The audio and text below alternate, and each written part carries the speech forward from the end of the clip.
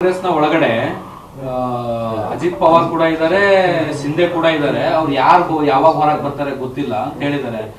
Indirect ಆಗಿ ಸರ್ಕಾರ ಒಡೆದೋಗುತ್ತೆ ಅಥವಾ ಕುಸಿತ ಆಗುತ್ತೆ. ಅಂದ್ರೆ ಅಜಿತ್ ಪವಾರ್ ಮತ್ತೆ ಶಿಂದೆ ಅಂತ ನಾಯಕರು ಕಾಂಗ್ರೆಸ್ ನಲ್ಲಿ ಉಟ್ಕೊಳ್ತಾರೆ, ಯಾವಾಗ ಬೇಕಿದ್ರು ಅವರು ಬಿಜೆಪಿ ಹೋಗಿ ಜಾಯ್ನ್ ಆಗ್ಬಹುದು ಅನ್ನೋದು. ಭ್ರಮೆನಲ್ಲಿರೋರಿಗೆ ನಾವೇನು ಮಾಡಕ್ಕಾಗಲ್ಲ. ಭ್ರಮೆನಲ್ಲಿರೋರು ಭ್ರಮಲೋಕದಲ್ಲಿ ತೇಲ್ತಾ ಇರ್ತಾರೆ.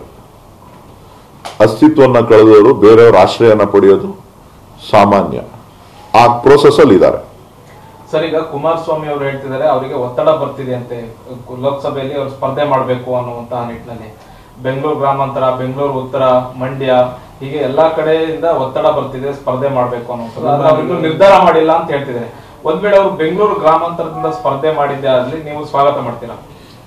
ನಾನು ಅವ್ರು ಎಲ್ಲಿ ನಿಂತರೂ ಸ್ವಾಗತ ಮಾಡ್ತೀನಿ. ಅವ್ರ ಪತ್ನಿ ಮೇಲೆ ನಿಂತಿದ್ದೆ.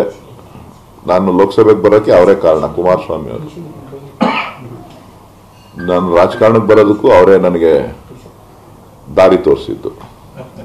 ಸೊ ಹಾಗಾಗಿ ಎಲ್ಲವನ್ನೂ ಕೂಡ ಸ್ವಾಗತ ಮಾಡ್ತೀನಿ.